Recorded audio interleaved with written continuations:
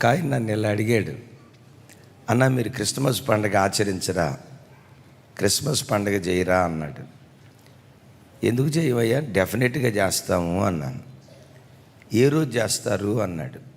నేను ఒక మాట అన్నా, యేసయ్య మా హృదయంలో అడుగుపెట్టిన దినం నుండి ప్రతిరోజు క్రిస్మస్ పండుగ ఆచరించడానికి ప్రభు సహాయం చేశాడయ్యా. డిసెంబర్ 25వ తారీఖు ఒక్కరోజే ఓ తెలియని సంతోషం మా మీదకేం రాదు.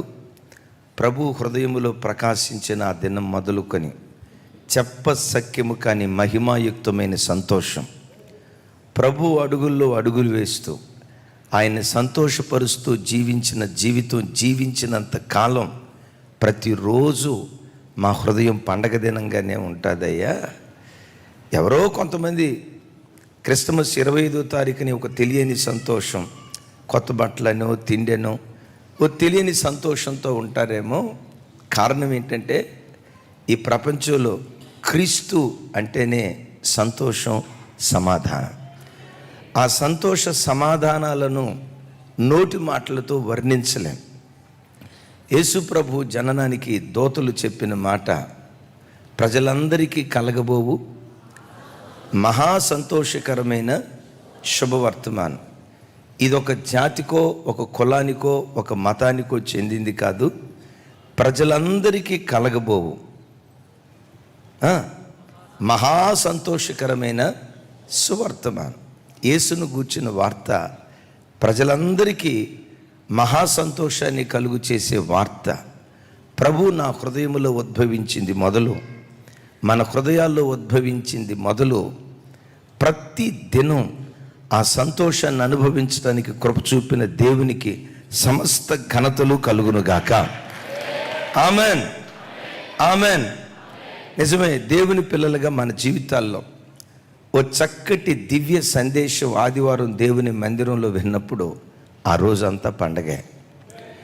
ఉదయం పడకల మీద నుంచి లేచి ఒక అర్ధగంట ఒక గంట తనివితేరా ప్రభువుని ఆరాధించినప్పుడు ఆ దినమంతా చెప్పసఖ్యము కాని మహిమాయుక్తమైన ఆనందమే. ప్రభు అడుగుల్లో అడుగులు వేస్తూ ఆయన కొరకు బ్రతికిన ప్రతి దినం ఆ సంతోషాన్ని నోటి మాటలతో ఏమని వివరించగలవు? ఆ ఆనందాన్ని ఏ పదాలతో వర్ణిస్తే సరిపోతుంది? అందుకని భక్తుడు పేతురు గారు అంటాడు, చెప్పసఖ్యము కాని మహిమాయుక్తమైన ఆనందం. యేసుక్రీస్తు జననం సంతోషం, చెప్పసఖ్యము కాని మహిమాయుక్తమైన ఆనందం. అయితే ఒక బాధాకరమైన సంగతి ఏంటంటే, ప్రపంచానికి చెప్పసఖ్యము కాని మహిమాయుక్తమైన సంతోషాన్ని పంచడానికి యేసుక్రీస్తు వారు ఉద్భవించారు వాస్తవమే. కానీ యేసుక్రీస్తు వారు ఉద్భవించిన ఆ దినాలలో బెత్లెహేము చుట్టూతో ఉన్న ప్రాంతాలలో ఒక్కొక్క తల్లికి గుండెకోత కలిగి హృదయాలు పగిలేలాగా, దిక్కులు పెక్కటిల్లేలాగా కొంతమంది తల్లులు ఆర్తనాదాలు చేస్తున్నారు, ఏడుస్తున్నారు. సంతోషాన్ని పంచేటువంటి ఆ దినాల్లో కొందరు ఎందుకు దుఃఖాక్రాంతులయ్యారు? కొంతమంది తల్లులకు గుండె కోత ఎందుకు కలిగింది? ఈ ఉదయం ఫస్ట్ సెషన్లో ఈ తల్లుల కడుపు కోతకు కారకులు ఎవరు అనే టైటిల్ పెడితే ఒక ఆయన అన్నాడు, అన్నయ్య శుభవాంట పండగ చేసుకుంటా ఉంటే శుభవాంట పండగ చేసుకుంటా ఉంటే ఈ తల్లుల కడుపు కోతకు కారకులేంటి అని అంటావేంటయ్యా? ఈ మర్మం గుర్తిస్తే హృదయం ఉప్పొంగేటట్లుగా ప్రతిదినం మన ఇంటిలో పండగ వాతావరణం నెలకొంటుంది. యేసుక్రీస్తు జననం ప్రజలందరికీ కలగబోవు మహా సంతోషకరమైన సువర్తమానం. అయితే ఆ రోజుల్లో బెత్లెహేము చుట్టూతో ఉన్న గ్రామాలలో, యెరూషలేములో గుండెలు అవిసేలాగా కొంతమంది తల్లులు ఏడుస్తున్నారు. సంతోషాన్ని పెంచే క్రీస్తు ఎందుకు ఆ ప్రాంతాలలో దుఃఖాక్రాంతులై ప్రజలు ఏడుస్తున్నారు? రండి దేవుని వాక్యాన్ని ధ్యానించుదాం. అందరూ చూడండి, మత్తయి సువార్త 2వ అధ్యాయం, మత్తయి సువార్త 2వ అధ్యాయం 16, 17, 18 వచనాలు. నాతో కలిసి చెప్పండి మాటలు. ఆ జ్ఞానులు తను అపహసించిరని హేరోదు గ్రహించి బహు ఆగ్రహము తీర్చుకొని తాను జ్ఞానుల వలన వివరముగా తెలుసుకొని కాలమును బట్టి బెత్లెహేములోను దాని సకల ప్రాంతములలోనూ 2 సంవత్సరములు మొదలు తక్కువ వయసు గల మగపిల్లలందరినీ వధించెను. అందువలన రామాలో అంగలార్పు వినబడెను, ఏడ్పును మహారోదన ధ్వనియు కలిగెను. రాహేలు తన పిల్లల విషయమై ఏడ్చుచు వారు లేనందున ఓదార్పు పొందనొల్లకపోయెను అని ప్రవక్త అయిన ఇర్మియా ద్వారా చెప్పబడిన వాక్యము నెరవేరెను. ఇక్కడ రాహేల్ అనే మాట చూస్తాం. అంటే ఒక స్త్రీని గూర్చి కాదు కానీ యోధా జాతి అంతటిని రాహేలుతో పోల్చి, రాహేలు తన పిల్లల విషయమై ఓదార్పు పొందలేకపోతుంది, రామాలోనూ దాని చుట్టుపక్కల ప్రాంతాలలోనూ రోదన మహారోదన కలిగింది అని లేఖనాల్లో ఈ దివ్యమైన మాట చూస్తాం. ఏం జరిగింది? జ్ఞానులు హేరోదు దగ్గరికి వెళ్ళారు. యూదుల రాజుగా పుట్టినవాడు ఎక్కడా అన్నారు. వెంటనే హేరోదు గుండెల్లో భయం పుట్టింది. ఆ ప్రాంతంలో ఉన్న ధర్మశాస్త్రోపదేశకులను జ్ఞానులను పిలిచాడు. యూదుల రాజుగా పుట్టినవాడు ఎక్కడ పుడతాడు? బెత్లెహేము చుట్టూతా పుడతాడు. హేరోదు కలిగిన కలవరం ఏంటంటే, ఆల్రెడీ నేను రాజునై ఉండగా ఇంకొకడు పుట్టాడంటే నా కుర్చీకి ఎసరు కలిగినట్లే, నా సింహాసనాన్ని నేను కోల్పోతాను. జ్ఞానులకు కుయుక్తిగా చెప్పాడు. ఆయన ఎక్కడ పుట్టాడో ఆరాధించి కనుక్కొని నాకు చెప్పండి, నేను కూడా వచ్చి ఆయన్ని ఆరాధిస్తాను అన్నాడు. జ్ఞానులు దూత చేత హెచ్చరించబడిన వారై హేరోదు దగ్గరికి వెళ్లకుండా మరి ఒక మార్గాన తమ దేశానికి వెళ్ళారు. జ్ఞానులు తనను అపహసించారు అన్న సంగతి హేరోదు గ్రహించి, చూడండి, వాడికే మరణ తాకీదు జారీ చేశాడు. ఏమని? బెత్లెహేం, యెరూషలేం చుట్టుపక్కల ప్రాంతాలన్నిటిలో 2 సంవత్సరాల లోపు మగపిల్లలందరినీ నిర్దాక్షిణంగా వాళ్ళని చంపించేసాయి. ఒకసారి ఆలోచించండి. మరణశాసనం వాడు జారీ చేశాడు. వాడికే తల్లుల గుండె కోత, ఆ తండ్రుల ఆర్తనాధ్వని, ఆ పేగు బంధం ఎంత అల్లాడిపోతుందో ఆ కరుకోటకుడు ఎరగక వాడి సింహాసనం కొరకు, వాడి కుర్చీ కొరకు మరణశాసనాన్ని జారీ చేసి అంటాడు, బెత్లెహేము చుట్టుపక్కల ప్రాంతాలలో 2 సంవత్సరాల లోపు మగపిల్లలందరినీ చంపండి మరణశాసనం జారీ చేస్తే, దైవజనమ ఆ దినాలలో యెరూషలేము చుట్టూత మారణకాండ, నరవద, పసిపిల్లల రక్తం ఆ ప్రాంతాలలో ఏరులై ప్రవహిస్తూ ఉంది. ఆ తల్లి అప్పుడే ఒక మగబిడ్డను కంది, ఒడిలో పెట్టుకుంది, పాలిస్తూ ఉంది. పాలిస్తూ ఒడిలో ఉన్నటువంటి ఆ మగబిడ్డను ఈ సైనికులు వచ్చి బలవంతంగా లాగి, చరిత్రకారులు చెప్తారు, ఆకాశంలో పసిబిడ్డలను అట్లా ఎగరేసి పదునైన కత్తితో 2 ముక్కలు చేసి, ఈ ముక్క నీకు, ఈ ముక్క మాకు, కన్న తల్లి ఎదుట కడుపును పుట్టిన బిడ్డలను చంపుతూ ఉంటే ఒక్కొక్క తల్లి ఏడుస్తూ ఉంది. అయ్యో అయ్యో బిడ్డల్ని ఇలా కోల్పోతున్నావే, అయ్యో దారుణమైన మారణకాండ జరుగుతుందే, కన్న బిడ్డల మరణాన్ని కళ్ళతో చూడాల్సిన పరిస్థితి వస్తుందేనని రామాలో ఓ గొప్ప అంగలార్పు. రాహేలు తన పిల్లల విషయమై ఏడుస్తుంది. దైవజనమా, నేనంట, ఏ తల్లి తండ్రి కూడా వారు బ్రతికున్న దినాల్లో కళ్ళ ఎదుట పిల్లలు చనిపోతే అది ఏ తల్లికైనా గుండె కోత. బిడ్డకి తల్లికి ఒకేసారి మరణం వచ్చింది అనుకోండి, దేవుడు వచ్చి ఒక మాట అన్నారు, మీ ఇద్దరిలో ఒకళ్ళే బ్రతుకుతారు, ఎవరికి జీవం కావాలో ఎవరికి మరణం కావాలో కోరుకో అని తల్లిని అడిగితే ఏ తల్లి అయినా ఏం చెప్తారో తెలుసా? నేను చనిపోవాలయ్యా, నా బిడ్డ బ్రతకాలయ్యా, నేనేమైపోయినా పర్వాలేదయ్యా, నా బిడ్డ బ్రతికితే చాలని బిడ్డ కొరకు తల్లి తన ప్రాణాన్ని అర్పించి బిడ్డను బ్రతికించుకుంటుంది ఏ తల్లి అయినా.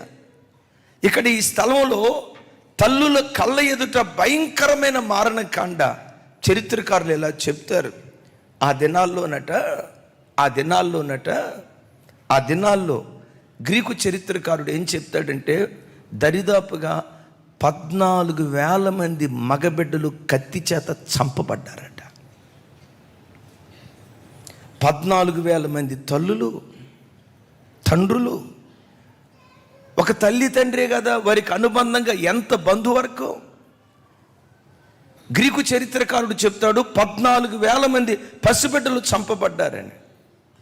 దీని గురించి సిరియా చరిత్రకారుడు చెప్తాడు 14,000 కాదు 64,000 మంది మగబిడ్డలు ఆ దినాన చంపబడ్డారని.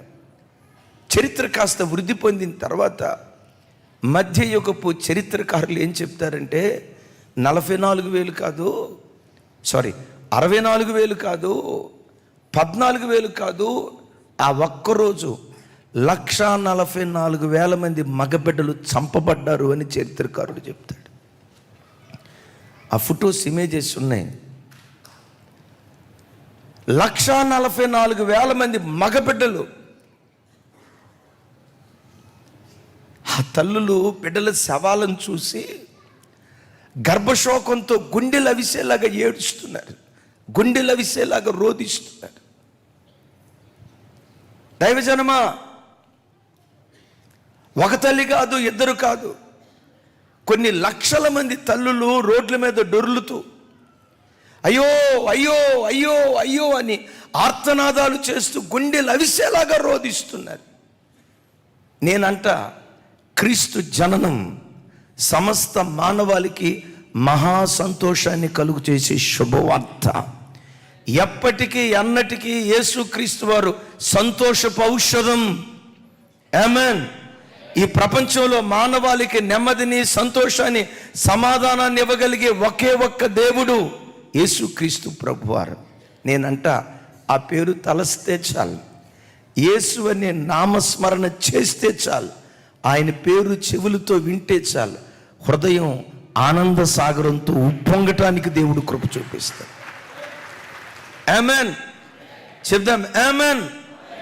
నేనంట సమస్త మానవాళికి మహా సంతోషాన్ని కలుగు చేసే యేసుక్రీస్తు జననం ఎందుకు బెత్లెహేములో విషాదాన్ని మిగిల్చింది. ఒకరు కాదు, ఇద్దరు కాదు, 144,000 మంది మగబిడ్డలు చంపబడితే ఏమో కొంతమంది తల్లులకు వివాహమై 10 సంవత్సరాల తర్వాత లేక మగబిడ్డ పుట్టి ఉండొచ్చు.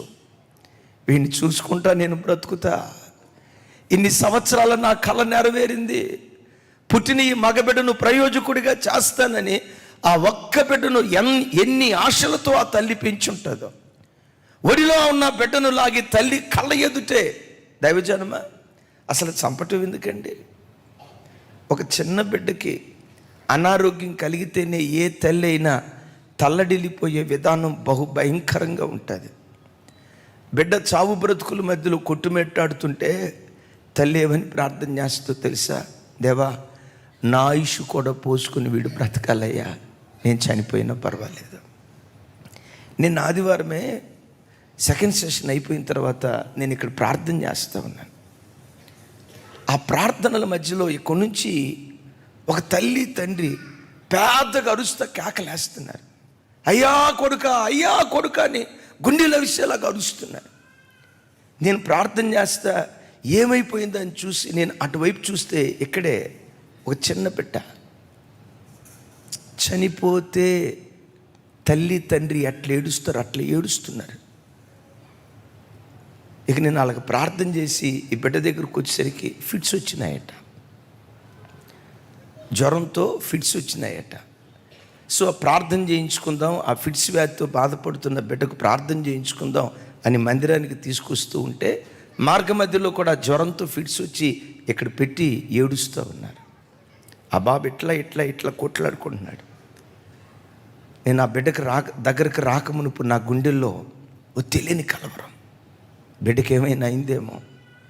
ఒకవేళ ఈ స్థలంలో నుంచి శవాన్ని మోసుకొని వెళ్తే, దేవా అది మాకెంత గుండెకోతో కదా, నీ సన్నిధికి వచ్చిన బిడ్డయ్యా ఏం జరిగిందో అని చెప్పి ఆ బిడ్డ దగ్గరికి వెళ్ళి ప్రార్థన చేశాను. దైవ సేవకులు ప్రార్థన చేశారు. ప్రార్థన ముగింపులో ఆ బిడ్డకు అద్భుతమైన స్వస్థతను దేవుడు అనుగ్రహించాడు. అద్భుతమైన స్వస్థత. నేను ఎందుకు ఈ మాట చెప్తున్నానంటే, కడుపున పుట్టిన బిడ్డకి చిన్న ఫిట్స్ అంటే కొంచెం ఇబ్బందికరమే. ఆ ఇబ్బందికరమైన రోగం కలిగితే తల్లి చూసి తట్టుకోలేకపోయిందే.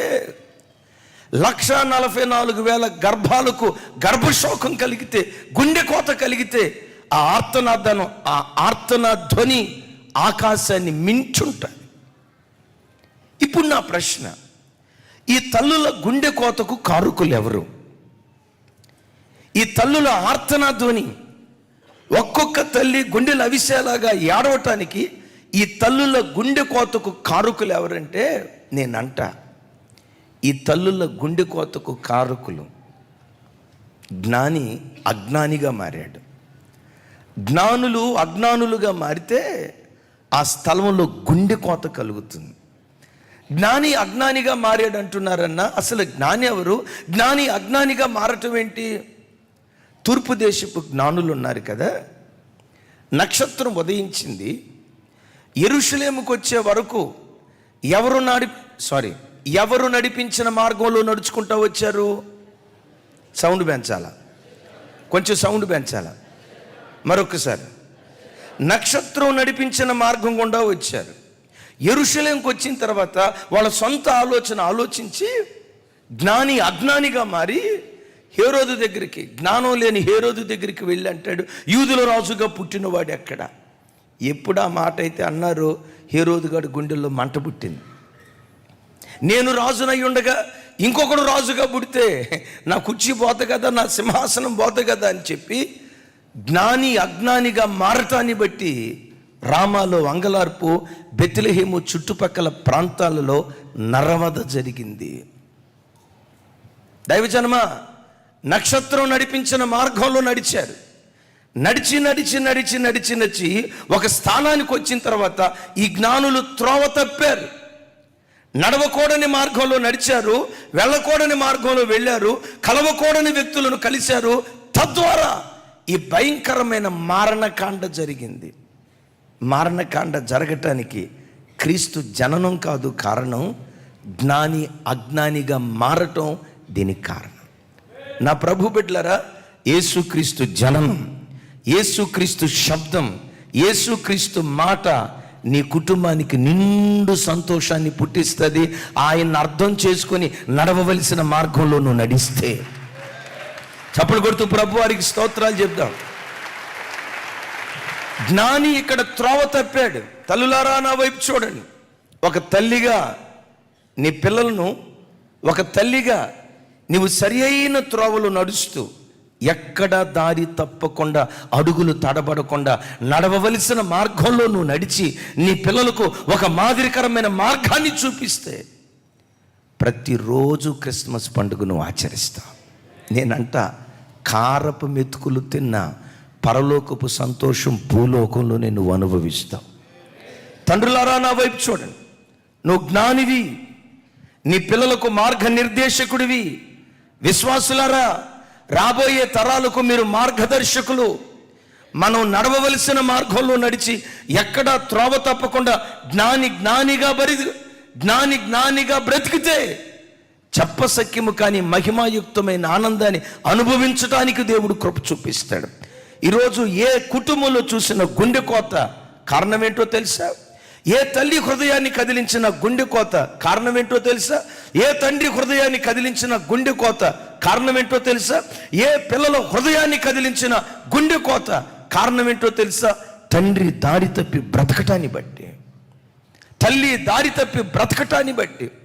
ఈ మధ్య జగదర్గుట్లో నేను చెప్పాను, ఆయన ఒక డాక్టర్, ఒక అందమైన భార్య, 2 చక్కటి పిల్లలు, 6 నెలల పసిబిడ్డ, 2 సంవత్సరాల మరొక బిడ్డ, 2 పిల్లలు. చూసిన వాళ్ళంతా అనుకున్నారు, బా ఎంత అద్భుతమైన కుటుంబం అని. దినాలు అట్లా సాగుతున్నాయి. ఈ డాక్టర్ ఒక బ్యూటీషియన్తో అక్రమ సంబంధంలో పడ్డాడు. అది అందట, మనిద్దరం ఏకమైపోదాం, నేను నీ భార్యను కావాలంటే నీకు నాకు మధ్యలో ఉన్న నీ భార్యను తొలగించాలి అని అందట. వీడు తన అపవిత్రపు కామవాంఛ తీర్చుకోవటానికి జ్ఞానిగా బ్రతకాల్సిన వాడు, పిల్లలకు మార్గాన్ని చూపించాల్సిన వాడు. బాబు, ఇది నీతి కలిగిన మార్గం, ఈ మార్గంలో నడవండి రాని జ్ఞానాన్ని బోధించాల్సిన వాడు అజ్ఞానిగా మారి, జ్ఞానాన్ని బోధించాల్సిన వాడు వెర్రివాడిగా మారిపోయి త్రోవ తప్పి తన అక్రమ సంబంధాన్ని కొనసాగించుకోవటానికి అడ్డుగా ఉన్న భార్య నిద్రపోతూ ఉంటే విషపు ఇంజెక్షన్. డాక్టర్ కదా ఏదో ఇంజెక్షన్ ఇస్తున్నట్లుగా నిద్రపోయేటప్పుడు విషపు ఇంజెక్షన్ ఇచ్చి పడకలు వేసి చంపేశాడు. బయటికి ఏదో చెప్పాడు, బయటికి ఏదో ఎలాగో చనిపోయిందని ఏవేవో చెప్పాల్సింది చెప్పాడు. అయితే పోస్ట్ మాస్టర్ని చేశారు. ఈ కార్యక్రమం అంతా అయిపోయింది. పోలీసు వాళ్ళు మామూలు కాదు, పోలీసు వాళ్ళు మనకులాగే ఉంటారు. కానీ నేను అప్పుడప్పుడు చెప్తా, అందరూ ఆవలిస్తే పేగులు లెక్క పెడతారు. పోలీసు మహాశయులు ఉన్నారు కదా, ఆవలించకుండానే పేగులు లెక్క పెట్టేస్తారు. సూపులోనే ఈడు దొంగ కనిపెట్టగలుగుతారు. ఆమెన్. ఎందులో మన చర్చి కూడా ఒక 3-4 పోలీసు వాళ్ళు వస్తారు. అది పబ్లిక్గా చెప్పలేను. చూడటానికి కొన్నిసార్లు అతని మాట వెర్రిగా ఉంటుంది, కానీ బ్రెయిన్ ఉంది చూసారా. నేను అప్పుడప్పుడు అంట, నిజంగా నీది పోలీసోడు బుర్రేనయ్యా అంటాను. మహా తెలివిగా ఉంటారు, మనకులాగే మాట్లాడతారు. కానీ దేవుడు వాళ్ళకి ఇచ్చే జ్ఞానం కారణం ఏంటో తెలుసా? లోకాన్ని నీతి న్యాయాలతో నడిపించడానికి అధికారులకు దేవుడు ఆ జ్ఞానం ఇస్తాడు ప్రజల కొరకు. చప్పట్లు కొడుతూ స్తోత్రాలు చెప్దాం. మొత్తానికి పోస్ట్ మార్టం రిపోర్ట్ వచ్చింది. ఈ అమ్మాయి ఎవరో చంపలేదు, లేకపోతే ఆత్మహత్య చేసుకోలేదు, భర్తే చంపాడు అన్న విషయాలన్నీ కూడా బయటకు వచ్చేసాయి.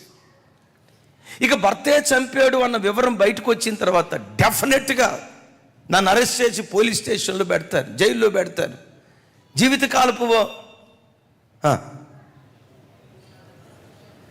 జీవితకాలపు శిక్ష నాకు వేయొచ్చు. ఇక నా బ్రతుకు వృధా అయిపోయింది కదా, నేను ఈ బ్రతికే కంటే చనిపోతే మంచిదని బెంగళూరు ప్రాంతంలో రైల్వే ట్రాక్ ఉంటే ఆ రైల్వే ట్రాక్ దగ్గరికి వెళ్ళి మరొక 5 నిమిషాల్లో ట్రైన్ రాబోతుందనగా రైల్వే ట్రాక్ మీద పండుకొని ఆత్మహత్య చేసుకునే ముందు తను ప్రేమించిన ప్రియురాలు ఉంది కదా, ఆ ప్రియురాలకి వీడియో కాల్ చేశాడు. నేను చేసింది బయటపడిపోయింది, డెఫినెట్గా జైల్లో పడిపోతాను, ఇంత అవమానం భరించే కంటే నేను చనిపోతే మంచిది కదా అని చెప్పి వీడియో కాల్ చేసుకుంటా ట్రైన్ వస్తూ ఉంటే ఆత్మహత్య చేసుకొని చనిపోయాడు. ఇక ప్రియుడు ఆత్మహత్య చేసుకొని చనిపోయిన తర్వాత నేను బ్రతకటం ఎందుకని అమ్మాయి కూడా ఫ్యాన్ కురేసుకొని చచ్చిపోయింది. ముంతాజ్ బేగం, మరి ముంతాజ్ బేగం ఆత్మహత్య చేసుకొని చచ్చిపోయింది. దైవజనమా, కొంచెం ఘాటైన మాట చెప్తున్నాను, క్షమించండి. చచ్చినోడు చచ్చాడు, పసిబిడ్డలు అనాథలైపోయారు. ఆ పసిబిడ్డలకు గుండె కోత. ఒక్కడి పాపం 3 ప్రాణాలు పొట్టన పెట్టుకుంది. ఓ పచ్చడి సంసారంలో నిప్పులు పోసింది. ఈరోజు వాక్యం వింటున్న ఓ తల్లి, నువ్వు బ్రతకాల్సిన రీతిలో బ్రతకపోతే, ఓ తండ్రి నువ్వు బ్రతకాల్సిన రీతిలో బ్రతకపోతే, జ్ఞానాన్ని నేర్పాల్సిన నీవు అజ్ఞానిగా మిగిలిపోతే ఇంట్లో బిడ్డలకు గుండె కోత మిగులుతుంది. జాగ్రత్త. పిల్లలకు గర్భశోకాన్ని మిగిల్చేవాడిగా మిగిలిపోతావు. జాగ్రత్త. ఇక్కడ ఒక ప్రశ్న, రాహేలును గురించిన ప్రస్తావన ఎందుకు ఇక్కడ తీసుకొచ్చాడు? యేసుక్రీస్తు వారు బెత్లెహేములోనే పుట్టడానికి కారణం ఏంటి? ఒక అద్భుతమైన చరిత్ర. ఇక్కడ ఇశ్రాయేలు జాతిని అలంకారంగా పోలుస్తూ రాహేలు అనే పదాన్ని వాడటం మాత్రమే కాదు, తల్లి రాహేలు తన భర్త యాకోబుకు గుండె కోత మిగిల్చింది. తల్లి రాహేలు తన పిల్లలైన యోసేపుకు బెన్యామీనుకి గుండె కోత మిగిల్చింది. ఎక్కడ? సరిగ్గా ఇదే బెత్లెహేములో. విచిత్రం ఏంటంటే, యాకోబు దేవుని పిలుపునందుకొని లాబాను యొద్ద నుండి తండ్రి ఇంటికి బయలుదేరాడు. తండ్రి ఇంటికి బయలుదేరేటప్పుడు రాహేలమ్మ తల్లి ఏం చేసిందో తెలుసా? లాబాను యొక్క గృహదేవతల్లో ఒక దేవతను దొంగిలించింది. ఎందుకు ఆ దేవతను దొంగిలించిందంటే, ఎవరో చెప్పారట, అమ్మ ఈ దేవతని ఇంట్లో పెట్టుకుంటే నీ దేవుడే, నేను కాదన్నా, దేవుడని యెహోవా నువ్వు నమ్ముకున్నావు, మేము వద్దనం, నీ దేవుడే, కానీ ఈ దేవతకు అప్పుడప్పుడు నువ్వు దండం పెట్టమ్మా. ఈ దేవతకు దండం పెడితే వచ్చే లాభం ఏంటి అంటే, ఎవతో ఒకటి పనికి మాలింది చెప్పిందంట, ఈ దేవతనే కనుక నువ్వు అప్పుడప్పుడు పూజ చేస్తే నీ భర్త బతుక్కాలమంతా. మన కుర్రకారు ఉంటారు కదా, ఈ కుర్రకారు CBZ బండ్లు ఎక్కువగా ఉంటారు. స్ప్లెండర్ ప్లస్ బండి అసలు మనోళ్ళకి నడవదు, వెనక తోకలాగా పైకి లేచి ఉంటుంది కదా. నువ్వు అట్టాటి కొనలేదుగా, చూడండి, వెనక తోక పైకి లేచి ఉంటుంది కదా తమ్ముడా, వెనక తోక పైకి లేచి ఉంటుంది కదా. కుర్రకారు ఎక్కువగా అదే బండి కొంటారు. తోక వెనకట్లా పైకి లేచిన బండి. ఎందుకో తెలుసా? తోకట్లా పైకి లేస్తే వెనక ఎలిక పిల్లని పెట్టుకుంటాడు కదా మా వాడు. ఈ ఎలిక పిల్లని పెట్టుకున్న తర్వాత ఎలిక పిల్ల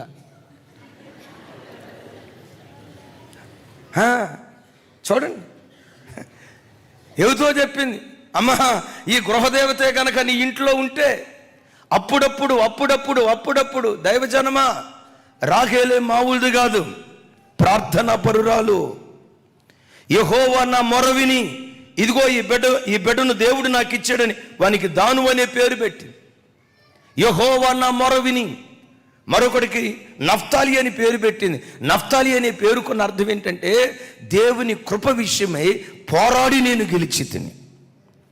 అంటే కృప పొందుకునే విషయంలో పోరాడింది, ఎస్.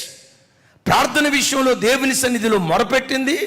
ప్రార్థన ద్వారా ఇన్ని గొప్ప విజయాలు సాధించిన రాహేలు, ప్రార్థనా పరురాలైన రాహేలు, ఆత్మీయురాలైన రాహేలు ఇప్పుడు శరీరానుసారాలుగా మారిపోయి, నా వైపు చూడు, శరీరానుసారాలుగా మారిపోయి దేవుని మీద ఉండాల్సిన నమ్మకం, దేవుని మీద ఉంచాల్సిన నమ్మకం గృహదేవతల ఈ పనికి మాలిన బొమ్మల మీద ఆ తల్లి నమ్మకం వచ్చింది.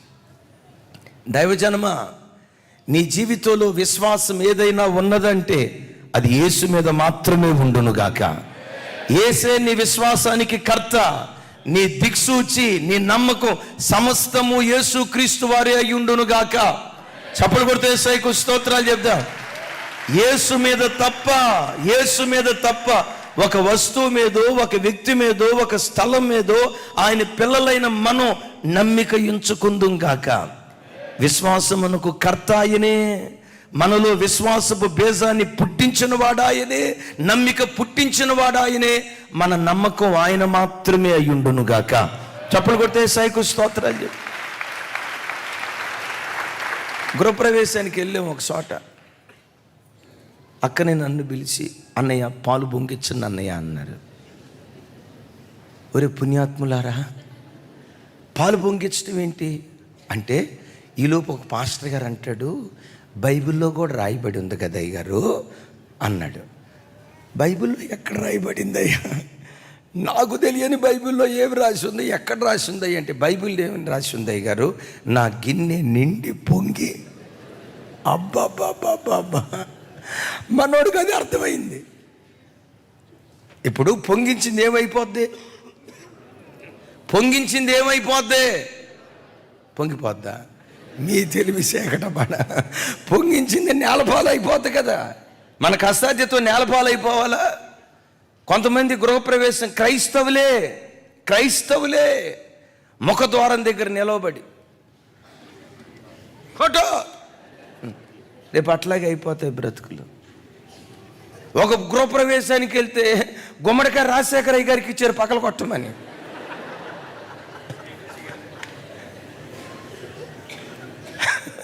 వెంటనే గుమ్మడికాయ పక్కలు కొట్టమని రాజశేఖరయ్య గారికి ఇచ్చారు. ఆయన ఎంత సౌమ్యుడో, అంత ఫైర్ బ్రాండ్. డైరెక్ట్గా అన్నారు, నీ తలకాయ పగలు కొడతా అన్నారు. విశ్వాసం దేని మీద ఉండాలి? క్రీస్తు మీద తప్ప నీ నమ్మకం ఏదైనా ఉన్నదంటే, నీ విశ్వాసం ఏదైనా ఉన్నదంటే, ఆధారపడదగింది ఏదైనా ఉన్నదంటే అది యేసు మాత్రమే అయ్యుండును గాక. చూద్దాం, యేసు మాత్రమే అయ్యుండును గాక. గమనించండి, ఈ తల్లి ఎంత మంచిదో తెలుసా? ఈ సంగతి భర్తకు కూడా చెప్పలా. లాబాను వచ్చాడు, నీ తండ్రి ఇంటికి వెళ్ళాలంటే వెళ్ళు. వద్దని దేవుడు, నా గృహదేవతను నువ్వెందుకు దొంగిలించావు? యాకోబు అంటాడు, నో, నీ గృహదేవతను నేను దొంగిలించడం ఏంటయ్యా, పొరపాటు నేను దొంగిలించలా అంటాడు. అక్కడ ఏమంటాడు తెలుసా? నా దగ్గర కానీ, నా ఇంట్లో ఉన్న వాళ్ళు ఎవరి దగ్గర కానీ నీ గృహదేవత ఒకవేళ ఉంటే నిశ్చయముగా వాడు, చెప్పండి గట్టిగానండి, నిశ్చయముగా వాడు బ్రతుకునుగాక. ఇంక గృహదేవతను ద్వారా బతికేది ఎక్కడ? సావటమేగా. నిశ్చయంగా వాడు చచ్చునుగాక అన్నాడు. ఈ సంగతి యాకోబుకు తెలియక రాహేలు మీద, ఎందుకంటే రాహేలు మీద తల్లి ఎట్లాంటిదో తెలుసా? భర్తకు తెలియకుండా రహస్యాలు మెయింటైన్ చేసేది. ఈరోజు కుటుంబాలు చిన్నాభిన్నమైపోవటానికి, కడుపును పుట్టిన బిడ్డలకు కడుపు కోత మిగల్చడానికి, నా తండ్రి ఒక ఆదర్శవంతమైన వాడు, నా తల్లి ఒక ఆదర్శవంతమైంది, వీళ్ళ అడుగుజాడల్లో నడిస్తే చాలు నేను పరలోకానికి చేరుకుంటాను అని చెప్పుకోవలసిన పిల్లలు, ఇలాంటి తండ్రి కడుపు నేను ఎందుకు పుట్టానా, ఇలాంటి తల్లి కడుపు నేను ఎందుకు పుట్టానా, వీళ్ళ కడుపును కాకుండా ఇంకో మంచి భక్తి కలిగిన వాళ్ళ కడుపు నేను పుడితే బాగున్నా. కడుపును పుట్టిన పిల్లలే తల్లిదండ్రుల విషయమై ఏడుస్తున్న దినాలు ఇవి. కారణం ఏంటో తెలుసా? రాహేలమ్మ రహస్య జీవితం జీవించినట్లుగా కొంతమంది స్త్రీలకు భర్తకు తెలియకుండా కొంత సీక్రెట్ లైఫ్ ఉంటుంది. ఇక మా పురుష మహాశైలు మామూలు కాదు, భార్యకు ఒక్క మాట కూడా చెప్పడం. ఏమన్నా అడిగితే, ఏమండి మన జీతం ఎంత, మీ జీతం ఎంత అని అడిగింది అనుకోండి, ఆ లెక్కలు అవసరమా?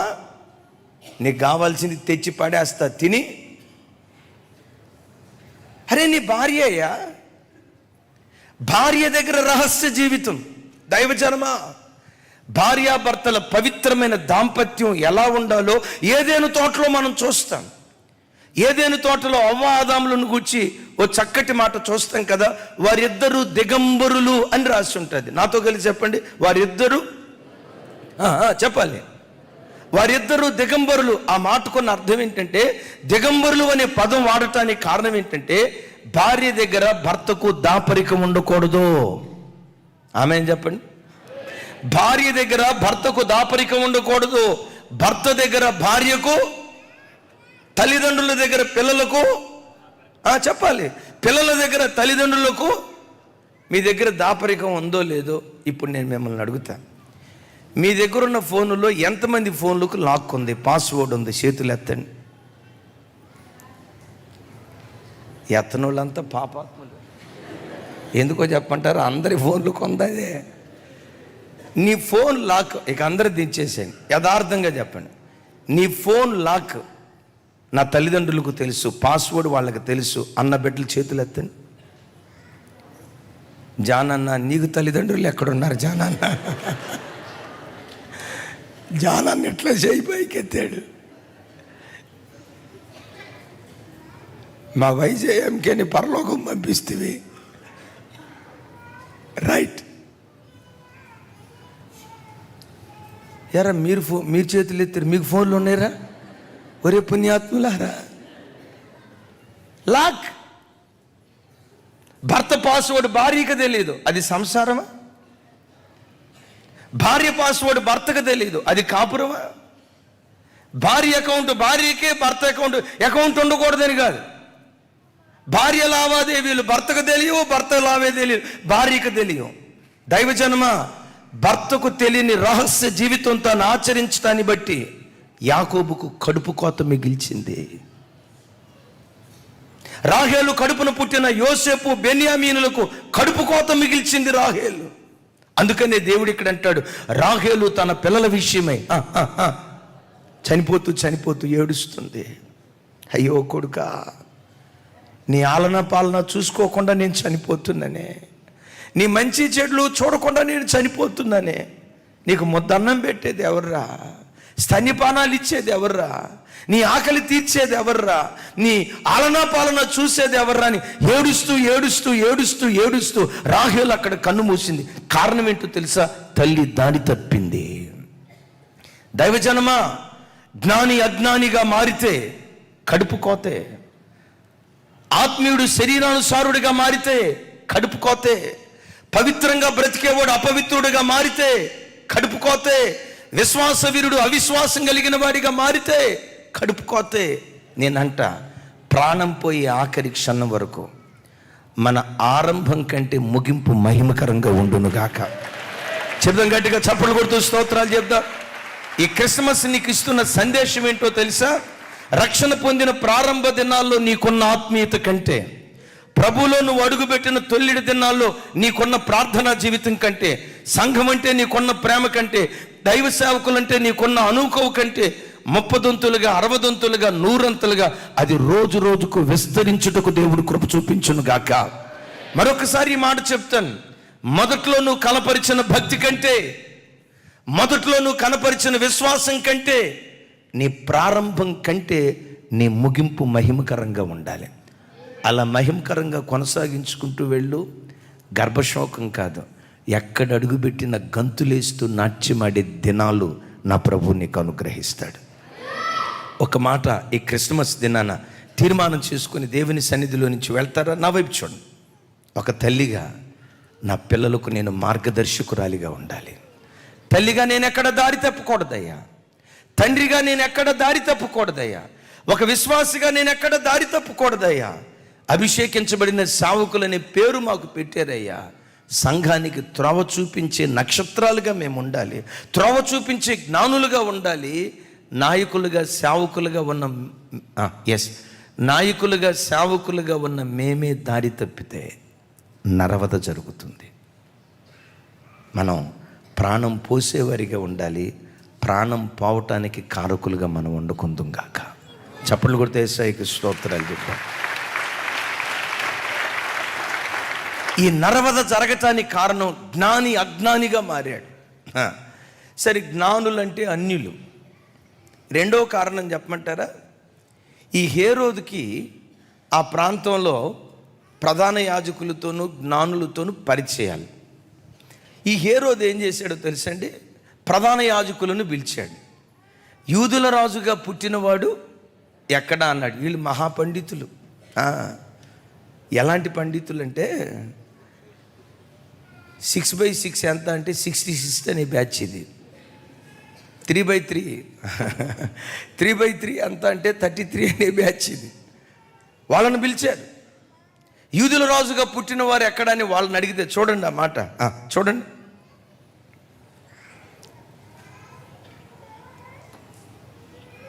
రెండవ అధ్యాయం 4-5 వచనాలు.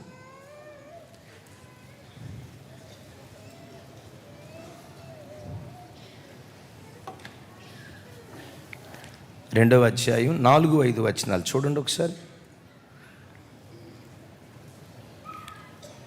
మత్తయి సువార్త 2వ అధ్యాయం 4-5 వచనాలు నేను చదువుతాను. నాతో కలిసి అందరూ ఈ మాటలు చెప్పడానికి ప్రయత్నం చేయండి. 4-5 వచనాలు. సరే, 3వ వచనం నుంచి చూద్దాం. హేరోదు రాజు ఈ సంగతి వినినప్పుడు అతడును అతనితో కూడా యెరూషలేము వారందరూ కలవరపడిరి. సంతోషించిరి అని రాసుందా, కలవరపడిరి అని రాసుందా? మిమ్మల్ని అడుగుతా, ఎందుకు కలవరపడ్డాడు? ఎప్పటికి కూడా యేసు ప్రభు అంటే భారతదేశంలో కొంతమంది మతోన్మాదులకు కలవరమే. ఆమెనా? ఆమెను కాదు. యేసు ప్రభు కలవరాన్ని పుట్టించేవాడు కాదు, కలవరాలను తీసివేసే దేవుడు.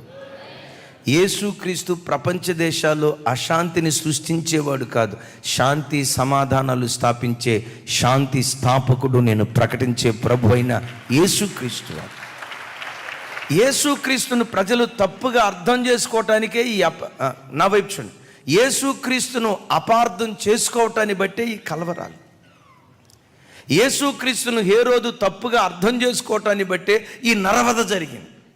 సరే, కలవరం ప్రారంభమైంది. తన కలవరాన్ని తీర్చుకోవటానికి ఎవరిని పిలిచాడు? తర్వాత వచనం చూడండి. కాబట్టి నాతో కలిసి, కాబట్టి రాజు ప్రధాన యాజకులను ప్రజలలో ఉండు శాస్త్రులను అందరినీ సమకూర్చి, ఎవరెవరిని సమకూర్చాడు? అందరినా? అదే మరి, అందరినీ కాదు తల్లి. ప్రజలలో ఉండు శాస్త్రులందరినీ. అంటే ధర్మశాస్త్రంలో శాస్త్రులుగా పిలువబడుతున్న వాళ్ళు ఎవరో వింటున్నారా? ధర్మశాస్త్రంలో శాస్త్రులుగా పిలువబడుతున్న వాళ్ళు ఎవరో ఆ శాస్త్రులందరినీ పిలిచాడు. ప్రధాన యాజకులందరినీ పిలిచాడు. రిటైర్మెంట్ అయిన ప్రధాన యాజకుల్ని, అప్పుడు ప్రస్తుతం పోస్ట్లో ఉన్న ప్రధాన యాజకుల్ని అందరినీ పిలిచి అంటాడు, యూదుల రాజుగా పుట్టేవాడు ఎక్కడ పుడతాడు అని. చూడండి తర్వాత వచనం. సమకూర్చి నాతో కలిసి చెప్పండి, క్రీస్తు ఎక్కడ పుట్టునని వారిని అడిగాను. అందుకు వారు, యోదయ బెత్లెహేములోనే. ఎలయనగా, యోధా దేశపు బెత్లెహేమా, నువ్వు యోధా ప్రధానులలో ఎంత మాత్రము అల్పమైన దానివి కాదు. ఇశ్రాయేలీలను నా ప్రజలను పాలించు అధిపతి నీలో నుండి వచ్చును అని ప్రవక్త ద్వారా రాయబడి ఉన్నది. ఒకసారి చూడండి. ఈ జ్ఞానులు బైబిల్ అంతా చదివి, అదే పాత నిబంధన అంతా చదివి, మొత్తం గ్రంథాలు వెతికి ఎక్కడో కాదయ్యా, యెరూషలేం పక్కన బెత్లెహేము ఎఫ్రతా ఉందే, బెత్లెహేము ఎఫ్రతాలో యూదుల రాజు పుడతాడయ్యా. ఆ యూదుల రాజు పుట్టి పెరిగి పెద్దవాడైన తర్వాత యోధా ప్రజలను అన్యుల చేతిలో నుండి, అంటే రోమా ప్రభుత్వపు సంఖ్యలలో నుంచి విడిపించి ఆయన రాజుగా ఉండి పరిపాలన చేస్తాడు అని చెప్పకనే చెప్పారు. ఆ రాజు గనక పెరిగి పెద్దోడయ్యాడా, నీ కుర్చీ కొలాసే, నీ కుర్చీ పని అయిపోయినట్టే అని చెప్పారు. నేనంట వీళ్ళు జ్ఞానులే కానీ లేఖనాన్ని తప్పుగా అర్థం చేసుకున్నారు. యేసుక్రీస్తు అనే మెస్సయ్య వస్తారు, వాస్తవమే. క్రీస్తు అనే మెస్సయ్య లోకంలో ఉద్భవించిన తర్వాత భూలోక రాజ్యాన్ని స్థాపిస్తానన్నారా, పరలోక రాజ్యాన్ని స్థాపిస్తానన్నారా? రోమా సామ్రాజ్యపు ప్రభుత్వాన్ని పడగొడతానన్నారా, సాతాను ప్రభుత్వాన్ని పడగొడతానన్నారా?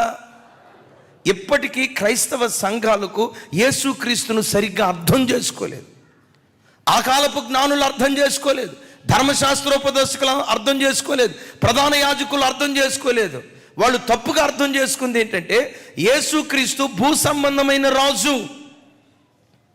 శిష్యులు కూడా అట్లాగే అనుకుని యేసు ప్రభు దగ్గరికి గాడిద పిల్లని తీసుకొని వచ్చి ఆ గాడిద మీద కూర్చోబెట్టి, అయ్యా నేను రాజుగా ఊరేగిస్తాం కూర్చో అయ్యా అంటే, యోహాను సువార్త 6వ అధ్యాయంలో రాసి ఉంటుంది, ఆయనను రాజుగా చేయాలని ప్రజలందరూ ఉద్దేశిస్తున్నారని ఎరిగి యేసు ప్రభు అరణ్యానికి పారిపోయాడట. ఏమండి, ఇప్పుడు తెలంగాణ రాష్ట్రానికి నేను ముఖ్యమంత్రిని చేస్తానని ఎవరైనా అన్నారనుకోండి, ఏమంటారు మీరు? అదేదో అర్జెంటుగా చేయండి అయ్యా, కుర్చీ వద్దనేది ఎవరు? నేను రాణిగా చేస్తాను, రాజుగా చేస్తానంటే ఆ సింహాసనానికి పరిగెత్తుకుంటా వస్తారు కదా. కానీ ప్రభు పారిపోయాడు. కారణం ఏంటో తెలుసా?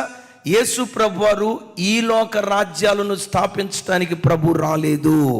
చప్పలు కొడుతూ ప్రభు వారికి స్తోత్రాలు చెప్పారు. మరొక మాట మీకు అర్థమయ్యే మాట చెప్పాలంటే, యేసుక్రీస్తు వారు సిలువ మరణానికి అప్పగించబడేటప్పుడు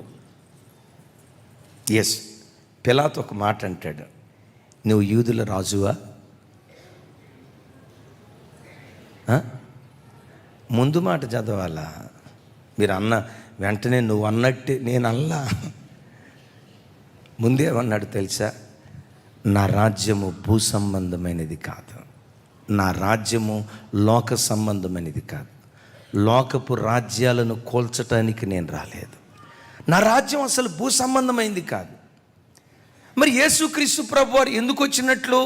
దైవజనమా, ఆదాము కాలం నుండి ప్రపంచ దేశాలను సాతాను రాజుగా ఉండి పరిపాలన చేస్తున్నాడు. సాతాను కబంధ హస్తాలలో మానవాళి నలిగిపోతా ఉంది. చీకటిలో అంధకారంలో ప్రజలు చిందులాడుతున్నారు. ఆదాము కాలం మొదలుకొని నేటి వరకు ప్రతి మనుషుడు సాతాను రాజ్యంలో చిక్కుకొని జీవితాలు సమూల నాశనం అయిపోతూ ఉన్నాయి. యేసుక్రీస్తు ఎందుకు వచ్చారో చెప్తాను. అందరూ నా వైపు చూడు. అంబేద్కర్ గారు అనేవాళ్ళట, అగ్రవర్ణాల చేతిలో మా దళిత జాతి అణగారిపోతుంది. అగ్రవర్ణాల చేతుల నుండి నా జాతి ప్రజలకు స్వాతంత్రం కావాలి. తన జాతి ప్రజల కొరకు అంబేద్కర్ గారు పోరాడారు. గాంధీ మహాత్ముడు ఉన్నారు కదా, ఆంగ్లేయుల చేతిలో మా దేశం కబంధ హస్తాలలో చిక్కుకుపోయింది. ఆంగ్లేయుల చేతిలో నుంచి నా ప్రజలు విడిపించబడాలి. 2000 సంవత్సరాల క్రితం యేసుక్రీస్తు వారు వచ్చింది అపవాది చేతిలో నుంచి ప్రజలను విడిపించాలని.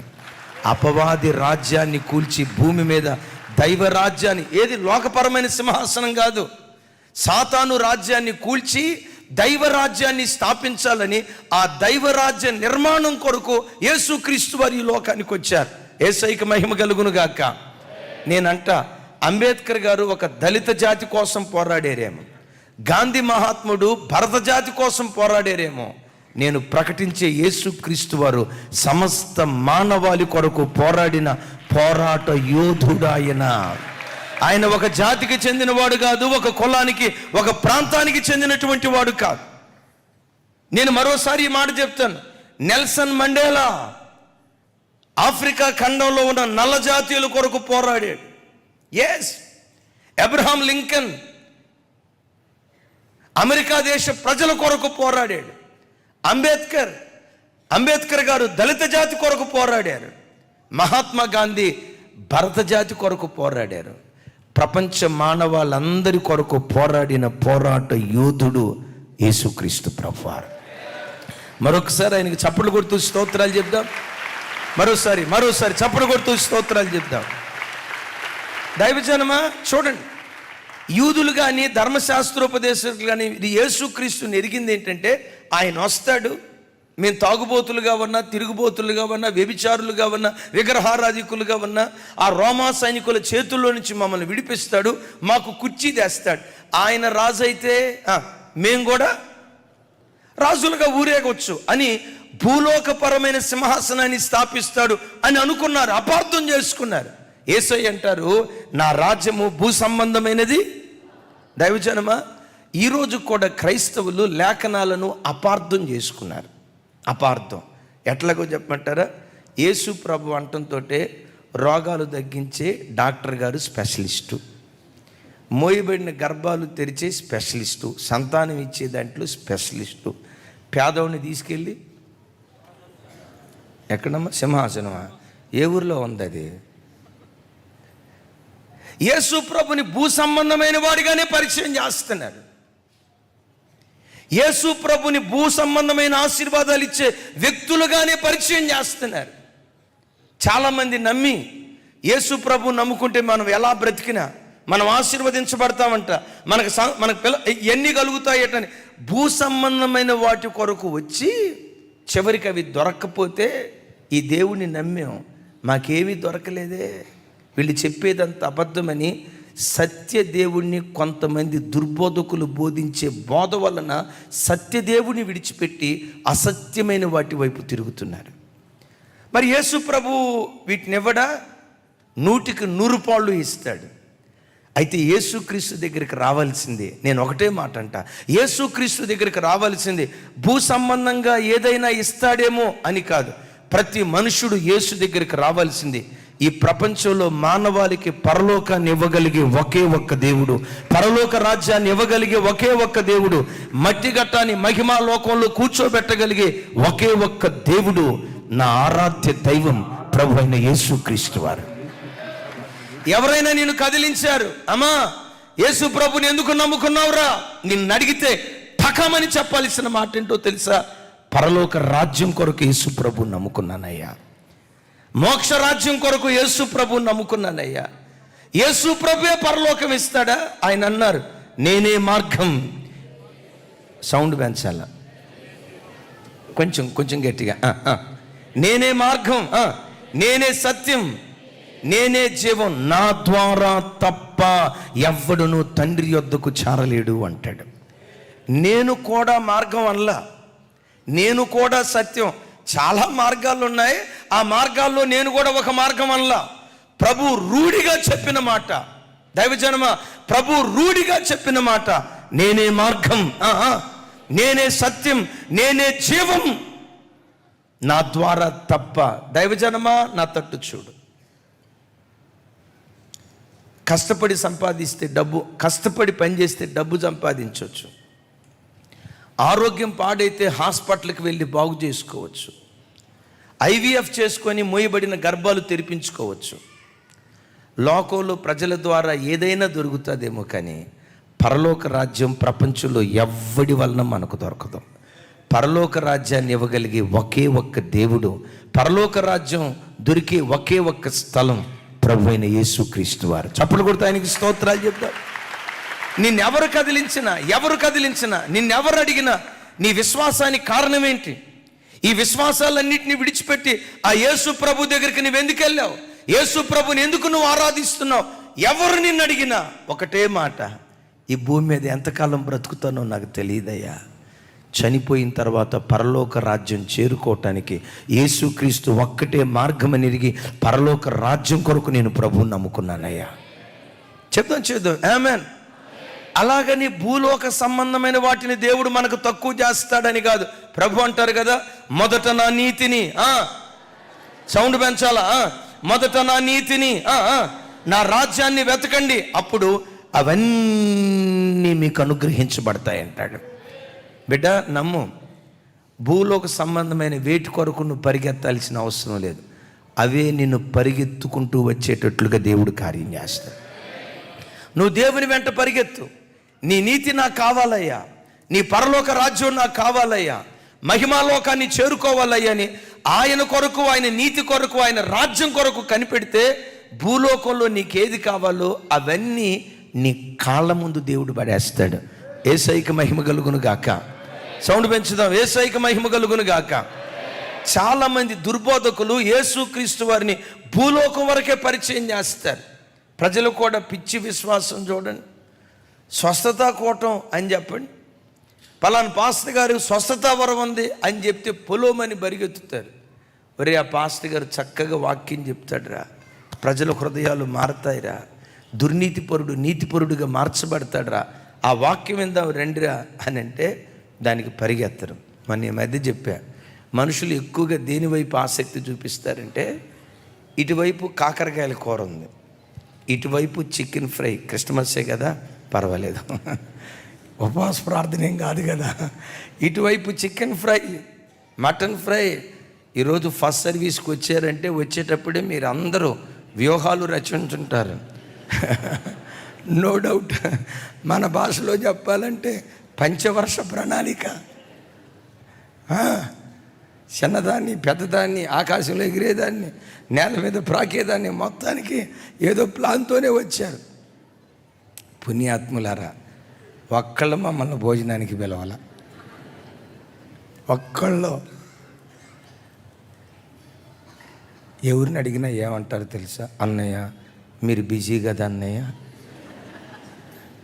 ఆ ట్యాగ్ తగిలేస్తున్నారు. దేవుడు మిమ్మల్ని దీవించుగాక. రైట్, చెబుదాం ఆమేన్. అరే హుషారుగా చెప్పండి. యేసుక్రీస్తును తప్పుగా అర్థం చేసుకుంటున్నారు. యేసుక్రీస్తు వాటిని ఎవడా, వాటిని మించి దేవుడు మనకు అనుగ్రహిస్తాడు. నీ దేవునికి అది ఆఫ్టర్ ఆల్. నేనంట, నిన్ను పరలోకానికే చేర్చగలిగిన వాడు, మహిమాలోకానికే చేర్చగలిగిన వాడు, ఆ దివ్య రాజనగరికే నేను చేర్చగలిగిన వాడు. ఆఫ్టర్ ఆల్ నువ్వు బ్రతికే ఈ చిన్న జీవితంలో నీకు కావలసిన దేవుడు అనుగ్రహించడా? నిశ్చయంగా గిన్నె నిండి పొంగి పొర్లేటట్లుగా నా దేవుడు నీకు అనుగ్రహిస్తాడు. చాలామంది లేఖనాలను అపార్థం చేసుకొని దుర్బోధల వైపు వెళ్ళటాన్ని బట్టి చాలామంది జీవితాలు రేపు యేసుక్రీస్తు రాకడలో వాళ్ళకు కడుపు కోత మిగులుతుంది. కడుపు కోత మిగిల్చేది ఏదో తెలుసా? దుర్బోధ. ఓసారి మా చిన్నతనంలో ఒక ప్రాంతంలో, నేను ఆ స్థలాలు పేర్లు చెప్పను, దుర్బోధ. ఏంటో దుర్బోధ తెలుసా? ఒకప్పుడు ఆ ప్రాంతంలో గొప్ప భక్తి కలిగిన దైవజనుడు ఉండేవాడు, చనిపోయాడు. ఆ ప్రాంతంలో సమాధి చేశారు. ఆ సమాధిని వేలం వెరిగా క్రైస్తవ ప్రజలు కాదు, కొంతమంది దుర్బోధకులుగా పిలువబడుతున్న సేవకులు ఏం చేశారో తెలుసా? ఆ దైవ సేవకుడు చనిపోయి ఒక 50 సంవత్సరాలు అవుతున్నా ఆ సమాధి దగ్గరికి ఎక్కడెక్కడి నుంచో మట్టి తీసుకొని వచ్చి చెప్తున్నారు, ఈ మట్టి తీసుకొని వెళ్ళి మీరు నీళ్ళలో కలుపుకొని తాగితే ఇది సర్వరోగ నివారిణి. తలనొప్పి వస్తే నీళ్ళలో కలుపుకొని మట్టి కలుపుకొని తాగండి, మీకు తలనొప్పి తగ్గిపోద్ది. మోయబడిన గర్భాల నీళ్ళలో కలుపుకొని తాగండి, తెరవబడతాయి. క్యాన్సరా కలుపుకో. విశ్వాసం ఎవరి వైపు వెళ్ళింది? ఇంకా కొంతమంది చేసే మాట ఏంటో తెలుసా? వాటి మీద పూలు చల్లి, ఇదిగో ఈ పూలు తీసుకొని వెళ్ళండి, ఈ పూలు తీసుకొని వెళ్ళండి. నన్ను ఒక అన్న అడిగారు, అన్నయ్య మనం కూడా నూనె డబ్బాలు అమ్మితే బాగుంటుంది కదా అన్నయ్య. ఒక అన్న అడిగాడు. అమ్మటం కాదన్నయ్య, కొంచెం నూనె డబ్బాలు కూడా మనం ప్రోత్సహిస్తే బాగుంటుంది కదా అన్నయ్య. అద్భుతం చెప్పమంటారా? గడిచిన సంవత్సరం జూలై నెల 25వ తారీఖు నుండి ఆగస్టు నెల 15వ తారీఖు వరకు మనం చేసిన ప్రార్థనలో ఎప్పటికే దేవుడు మనందరి ప్రార్థనల ద్వారా ఎన్నో ప్రార్థనలకు దేవుడు జవాబిచ్చాడు. మన సంఘంలోనే వివాహమై 7 సంవత్సరాలు అయిన తర్వాత కూడా సంతానం కలగలేని పరిస్థితిలో ఉన్న 2 బిడ్డలు, మొత్తానికి 3 బిడ్డల జీవితంలో మన సంఘంలో ఆ బిడ్డల గర్భాలు దేవుడు తెరిచాడు. దూర ప్రాంతాల నుంచి ఎంతోమంది ఫోన్లు చేశారు. ఎంతోమంది, ఒక తమ్ముడైతే ఈ ఉపవాస ప్రార్థనల్లోనే నాకు ఉద్యోగం రావాలి ప్రభా, ఉపవాస ప్రార్థన ముగింపులోనే ఉద్యోగం ఇచ్చాడు. ఒక చెల్లి అయితే అద్భుతం, తనకు బెంగళూరు షిఫ్ట్ అయిపోయింది, సాఫ్ట్వేర్ ఇంజనీర్ ఉద్యోగం. ఆ బిడ్డ ఏం చేసిందో తెలుసా? బెంగళూరు వెళ్తే ఎంత మంచి చర్చి నేను మిస్ అయిపోతా. బెంగళూరు వెళ్తే నాకు శాలరీ రావచ్చు, ఇంతకంటే ఎక్కువ జీతం రావచ్చు, ఇంతకంటే ఎక్కువ ఆర్థిక పరమైనటువంటి స్థాయిలో నేను బ్రతకొచ్చు. కానీ ఇలాంటి శ్రేష్టమైన వాక్యం బెంగళూరులో కూడా కొన్ని చోట్ల ఉంది, కానీ అరుదుగా దొరుకుతుంది కదా. డబ్బు కంటే నాకు ఈ శ్రేష్టమైన బోధే ముఖ్యం అని చెప్పి ఆ డ్యూటీకి రిజైన్ చేసి, చుట్టూతో ఉన్న వాళ్ళు అన్నారు, అరే సాఫ్ట్వేర్ ప్రస్తుతం క్రైసిస్లో ఉంది, ఈ క్రైసిస్లో ఉద్యోగం వదిలిపెట్టి బెంగళూరు వెళ్ళనని చర్చి కోసం ఉద్యోగం రిజైన్ చేస్తావా? పిచ్చిదానే. ఏం చర్చి ఇదొక్కటేనా చర్చి? ఇంకా చర్చిలు లేవా? చాలా చర్చిలు ఉన్నాయి. నువ్వు పిచ్చిదానివి కాకపోతే లేవు అని నేను అంటలేదయ్యా. నాకు ప్రతి ఆదివారం దైవ సేవకుల ద్వారా దేవుడు అందించే వాక్యాలు విన్నప్పుడు మాకు ఒక పండగలాగా ఉంటుందయ్యా. అక్కడ భూ సంబంధమైన బోధ దొరకదయ్యా, ఆత్మ సంబంధమైన బోధ, ప్రజలను పరలోక రాజ్యానికి చేర్చే బోధ సంఘంలో దొరుకుతుందయ్యా. సేవకులు ఎంత బలంగా వాడబడుతున్నా వాళ్ళు మరుగై ఉండటానికి ఇష్టపడతారు, కానీ వాళ్ళు పొరపాటున వాళ్ళను వాళ్ళు హెచ్చించుకునే మనస్తత్వం ఉండదయ్యా. ఇలాంటి సంఘాన్ని విడిచిపెట్టలేక నేను ఉద్యోగానికి రిజైన్ చేశాను. అందరూ పిచ్చోళ్ళు చూసినట్టు చూశారు. నేను శనివారం వాళ్ళ నాన్నగారు నాకు మెసేజ్ పంపించాడు, అన్నయ్య నా కూతురు విశ్వాసాన్ని దేవుడు ఘనపరిచి యాపిల్ కంపెనీలో బిడ్డకు సాఫ్ట్వేర్ ఇంజనీర్ ఉద్యోగం ఇచ్చాడు అన్నయ్య.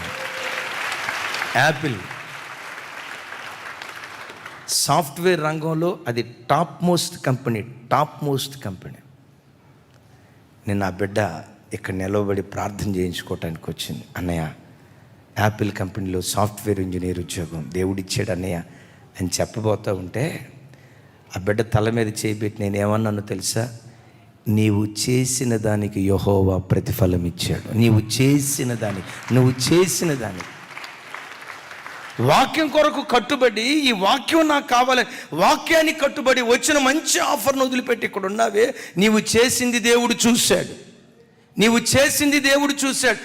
చేసిన దానికి దేవుడు ప్రతిఫలం ఇచ్చాడు. యేసయ్యకు మహిమ కలుగును గాక. అలాగని ఇవేవో దొరుకుతాయని వీటి కొరకు కాదు ప్రభు బిడ్డలారా, వీటికి మించి యేసుక్రీస్తు ద్వారా పరలోక రాజ్యం మనకు దొరుకుతుంది. చేద్దాం ఆమేన్. నిన్నెవరు అడిగినా యేసుని ఎందుకు నమ్ముకున్నావు? పరలోకం ఇవ్వగలిగే ఒకే ఒక్క దేవుడయ్యా నేనంట.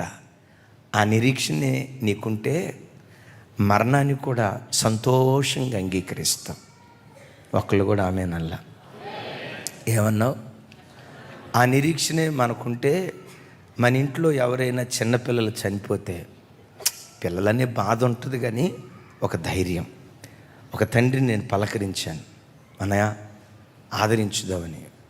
నేను ఆదరించుదామని ఆయనతో మాట్లాడితే ఆయనే నన్ను ఆదరిస్తున్నాడు. ఏమనో తెలుసా? నా కొడుకు చనిపోయినందుకు నేనేం పెద్ద కొడుకు చనిపోయాడనే బాధ ఉంది, లేదని కాదు, కానీ దానికి మించి ఇప్పుడు మన పిల్లలు అమెరికా వెళ్ళారు అనుకోండి, మా అబ్బాయి అమెరికాలో ఉన్నాడు, అతిశయంగా చెప్తాం కదా. నా అతిశయం ఏంటో తెలుసా? నా కడుపున పుట్టిన బిడ్డ పరలోక రాజ్యంలో ఉన్నాడు. వాడు లోకపు పాపం అంటకుండా చిన్న వయసులో వాడు చనిపోయాడు. నో డౌట్, నిష్కలంకుడిగా వాడు ప్రభు సముఖంలో కనపడ్డాడు. నా బిడ్డ నాతో ఉండటం కంటే నా ప్రభు దగ్గర ఉండటమే నాకు సంతోషం. నేనంట ఎలాంటి మాట ఆ బిడ్డ నోట పుట్టడానికి కారణం ఏంటో తెలుసా? పరలోకాన్ని గూర్చిన ప్రత్యక్షత ఆ బిడ్డకున్నది కనుక. Praise the lord. దైవజనమా, యేసుక్రీస్తును జ్ఞానులు, ధర్మశాస్త్రోపదేశకులు, ప్రధాన యాజకులు అపార్థం చేసుకొని ఈ రోజుల్లో కూడా చాలా చోట్ల చూడండి, క్రైస్తవులు అంటేనే కొంతమంది తెలియక, అందరూ కాదు, భారతదేశంలో కొంతమంది ఏమంటారు తెలుసా?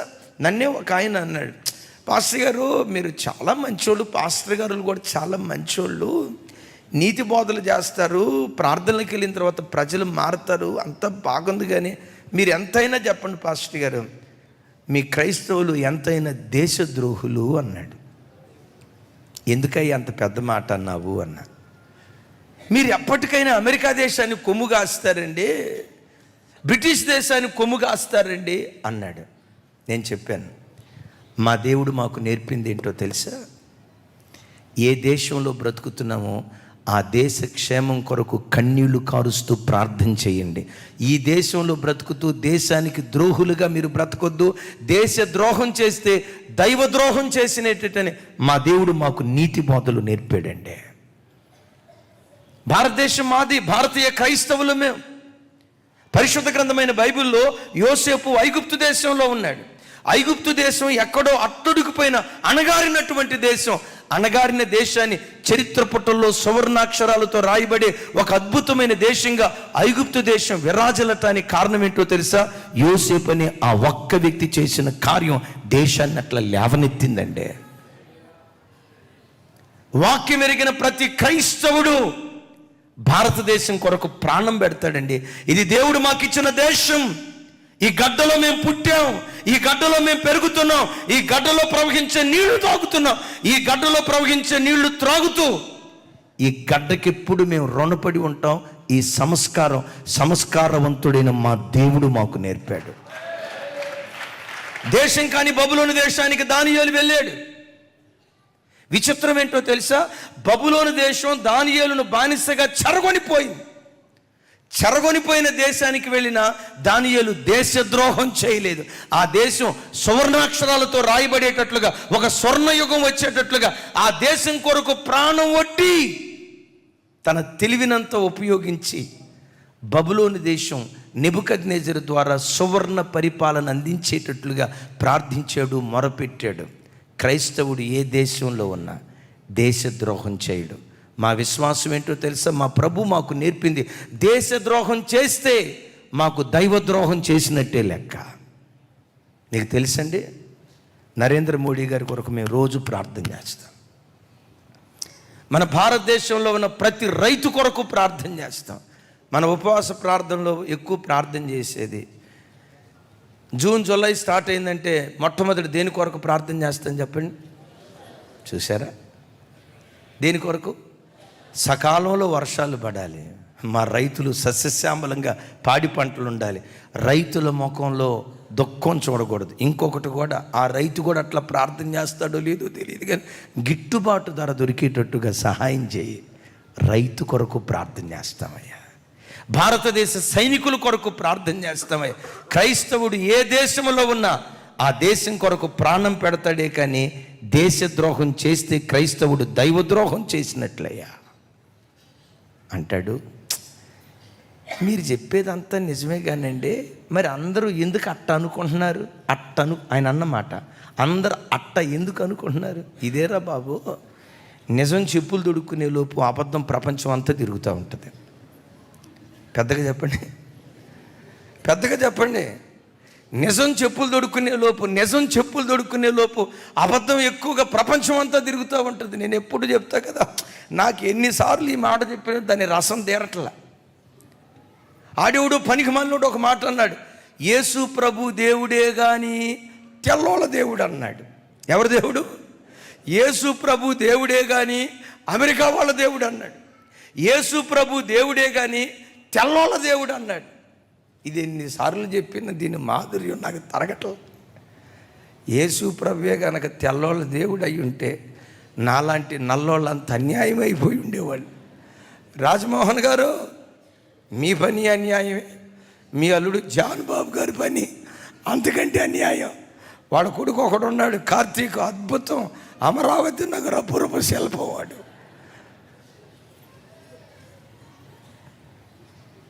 బతుకులన్నీ అన్యాయం అయిపోయి ఉండేవి. అయితే చూడండి, ఎవరి దగ్గరికైనా హైందవ సహోదరుల దగ్గరికి వరే కాదురా యేసు ప్రభు అందరి దేవుడు రా అన్నాం అనుకో, వరక దేవుడే. నిజం చెప్పులు దొడుక్కునే లోపు అబద్ధం ప్రపంచం ఏమంటారు, గోబెల్సా, మొత్తం ప్రపంచం అంతా వైరల్ అయిపోయింది. దైవజనమా, క్రైస్తవుడు ఏ దేశంలో ఉన్నా ఆ దేశం కొరకు ప్రాణం పెట్టేటువంటి వాడు క్రైస్తవుడు. ఆ సంస్కారం క్రైస్తవుడు నేర్చుకుంది సంస్కారవంతుడైన యేసుక్రీస్తు ప్రభు దగ్గర. చప్పలు కొడుతూ ప్రభు వారికి స్తోత్రాలు చెప్తాం. జ్ఞాని అజ్ఞానిగా మారితే నరవధ. జ్ఞాని ఎప్పుడు జ్ఞానిగానే ఉండాలి. ఆత్మీయుడు ఎప్పుడు మరెక్కువగా ఆత్మీయుడిగా మార్చబడాలి. పరిశుద్ధుడు మరెక్కువగా పరిశుద్ధుడిగా మార్చబడును గాక. చెప్దాం, లేఖనాలను ఎప్పుడు అపార్థం. క్రైస్తవ జనాల్లో ఒక అపార్థం ఏంటో తెలుసా? ఒక ఆయన వచ్చి అన్నాడు, మీరు ప్రభురాత్రి భోజనం ఆచరిస్తారా అన్నాడు. అయ్యో, ఆచరించకపోవటం ఏంటండి, ప్రభురాత్రి భోజనం ఆచరిస్తాం. వెంటనే అన్నాడు, ప్రభురాత్రి భోజనం రాత్రిపూట ఆచరిస్తారా పగటిపూట ఆచరిస్తారా అన్నాడు. 31st నైట్ అయితే రాత్రిపూట అండి, తతిమ ఆదివారాలు అయితే ఉప్పల్లోనైతే రాత్రిపూట, పగటిపూట కూడా మేము ఆచరిస్తాము అంటే, ప్రభురాత్రి భోజనం పగటిపూట మీరు ఆచరిస్తారా అన్నాడు. ఏదో చేయకూడని తప్పు చేసినట్టుగా, ప్రభురాత్రి భోజనం పగటిపూట ఆచరిస్తారా? అవునయ్యా అన్నాడు. దాని పేరేంటి అన్నాడు. ప్రభురాత్రి భోజనం అని పిలుస్తా, రాత్రిపూట మీరు ఎట్టా ఆచరిస్తారు? ప్రభురాత్రి భోజనం అని చెప్పి పగటిపూట మీరు ఎట్టా ఆచరిస్తారు? మీరు పగటిపూట ఆచరిస్తున్నారు కనుక మీకు పరలోకమే లేదన్నాడు. ఏదో పరలోకం టికెట్ ఆడి దగ్గర ఉన్నట్టు.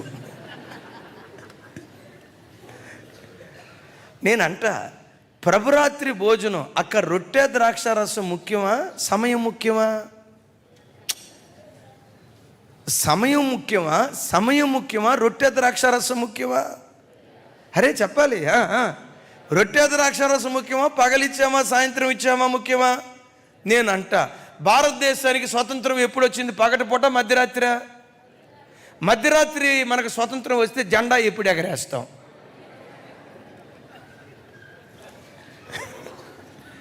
చెప్పండి, ఎప్పుడు ఎగరేస్తాం?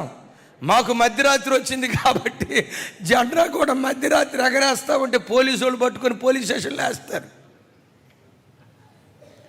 సమయం ముఖ్యం కాదు, మాకు స్వాతంత్రం వచ్చిందని జ్ఞాపకం చేసుకోవటం ముఖ్యం. ఆంగ్లేయుల చేతుల నుంచి దేశం ఎలా విడిపించబడింది? అపవాది చేతుల నుంచి ప్రభు మనల్ని ఎలా విడిపించాడు. విడిపించడానికి పోరాట యోధుడు దురాత్మలతో ఎలా పోరాడాడు, ఆ పోరాట పటిమ మనకు ముఖ్యం. కానీ పగలు సాయంత్రం కొంతమంది క్రైస్తవులు మీ ఖమ్మం దగ్గర ఎక్కువ ఉంటారు, ఆదివారం ఆరాధన చేయకూడదు,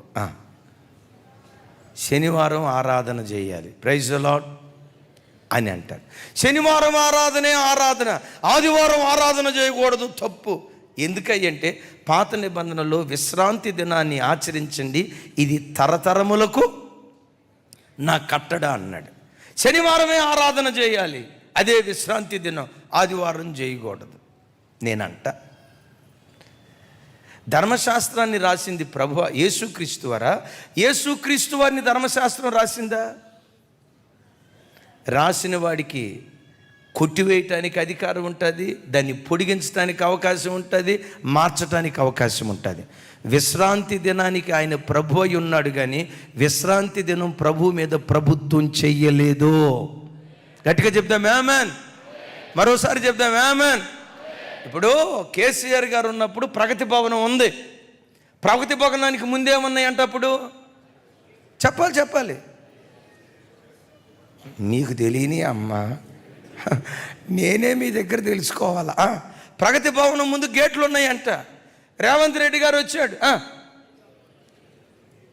నువ్వు గేట్లు ఎత్తడానికి లేదు అని అనటానికి లేదు. గేట్లు రేవంత్ రెడ్డి గారి మీద ప్రభుత్వం చేయలేవు.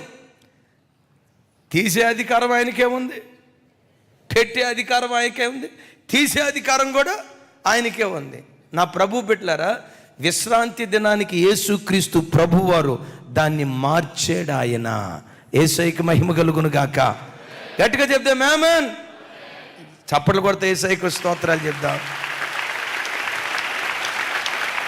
హల్లెలూయా. మరోసారి చెప్దాం హల్లెలూయా. ఆఖరి మాట, ఈ తల్లుల కడుపు కోతకు కారకులు ఎవరు? ఈ కడుపు కోత మన బ్రతుకులో రాకుండా ఉండాలంటే ఏం చేయాలి? దైవజనమ, ప్రార్థనా జీవితం మనకు లేకపోతే చివరికి మిగిలేది కడుపు కోతే. ప్రార్థనా జీవితం మనకు లేకపోతే, ఇర్మియా గ్రంథకర్త ఇర్మియా గ్రంథంలోనే మాట్లాడాడు. ఇక్కడ ఒక మాట అంట, నా వైపు చూడండి, ఇది చెప్పి నేను ముగిస్తా. మత్తయి సువార్తలో చదువుకున్నటువంటి లేఖన భాగంలో చూడండి, ఆ మాట చదువుకొని ప్రార్థన చేసుకుందాం. 16వ వచనం. 2 సంవత్సరములు మొదలు తక్కువ వయసు గల